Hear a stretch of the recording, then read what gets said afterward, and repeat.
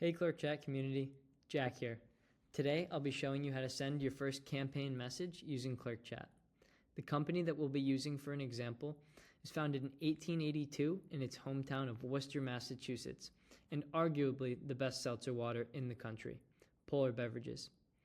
Each year, Polar comes out with a small batch of seasonal seltzers, which they release for just a few short months, and will be acting as Polar's marketing team, sending out a discount to all of its customers.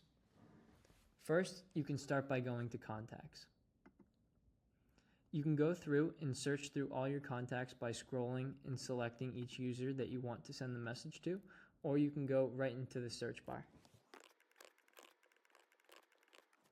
Now that we've gone ahead and selected all the users that we want to send our message to, we can go ahead and create a cohort. Go ahead and name the cohort, and once we've done that, we can hit create. You can confirm that by going to cohorts right here and just searching the name of the one you just created. You can see it's right here. Going back to our marketing inbox, we can go and click the little plus icon right here and enter the name that we just made. Once you've selected it, toggle send a campaign, and now you're ready to send your first campaign message.